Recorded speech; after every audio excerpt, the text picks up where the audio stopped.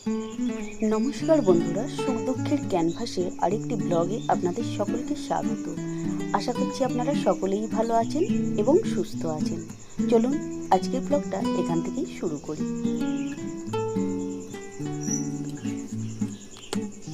আমরা 6 বোন। যখন আমার বাবা মানে 4 বোন ছিল, তখন তারপরেই আমাদের একটা দাদা জন্মগ্রহণ করেছিল, কিন্তু বেশি দিনের জন্য আসেনি পৃথিবীতে। সে প্রায় 3 মাসের মতো পরে মারা যায়। যাই হোক, আমার জেঠুদেরকে বাবা খুব সম্মান করত, কিন্তু জেঠুরা সারা জীবনই ভুল বুঝিয়ে এসেছে। কেন? তারা বলতো, এতগুলো মেয়ে তুই কী করবি? কিন্তু তাই বলে যে কি করবি বলে তার পাশে দাঁড়ানো তো দূরের কথা, তাকে সারা জীবন ঠকিয়েই এসেছে। কিন্তু বাবা কোনোদিন কিছু বলতো না, খুব নিরীহ ছিল। আর মেয়েদেরকে কোনোদিন তিনি অসম্মানও করতেন না, বরং মেয়েদেরকে নিয়ে তিনি চলবারই চেষ্টা করতেন। কিন্তু কেন বললাম পাশে দাঁড়ানো তো দূরের কথা, এমন একটা জমি জায়গা দিয়েছে বললে বিশ্বাস করবেন না, যে যাতে না বাবা বিক্রি করে মেয়েদের কিছু সুরাহা করতে পারে সেই ব্যবস্থাই করে রেখেছিল। সেই কারণেই যে দাদাদেরকে যে সম্মান করতো, সেই সম্মানের জায়গাটা তারা হারিয়েছে।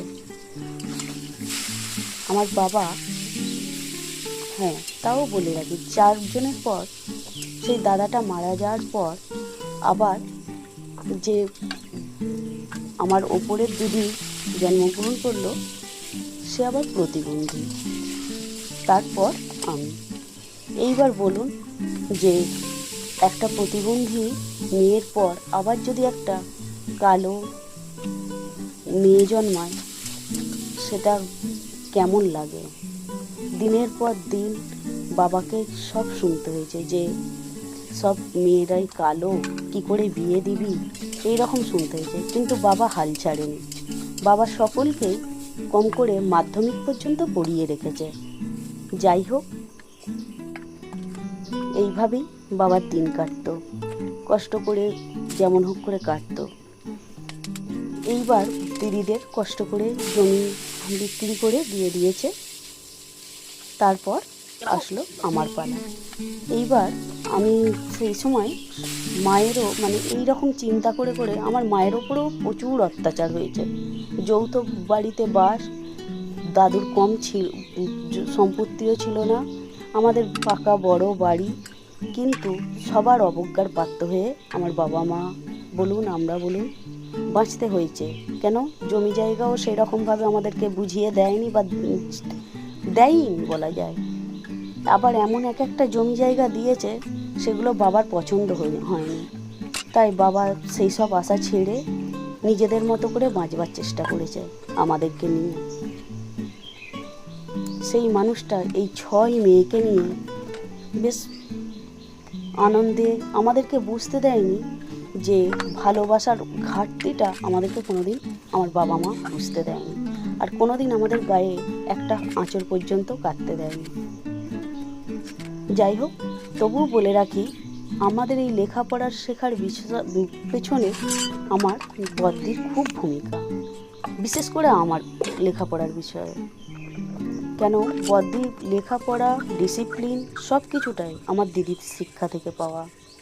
বাবা মা তো আছেই, কিন্তু বড় দিদি হিসাবে অনেক দায়িত্ব আমাদের করেছে। তাই তার কাছে আমরা সারা জীবনই কৃতজ্ঞ থাকি। বাবা মার পরে যদি কেউ থেকে থাকে, সে হলো আমার দিদি। আর শুধু দিদি বলবো না, আমার প্রত্যেকটা দিদি আমাকে খুবই সাপোর্ট করে, এখনো পর্যন্ত খুব ভালোবাসে। ওদের ভালোবাসার কাছে আমি কিছুই নয়। তাই আমার দিদিদের কাছে সারা জীবনই আমি কৃতজ্ঞ। আপনারা হয়তো বলবেন, বোন দিদিরা থাকলে এরকম হয় না, আমার দিদিরা অন্য। এটা আমি অনেক করে বলতে পারি। হ্যাঁ, হয়তো ভবিষ্যতে কি হবে জানি না, কিন্তু এখনো পর্যন্ত আমার খুবই পাশে দাঁড়ায়।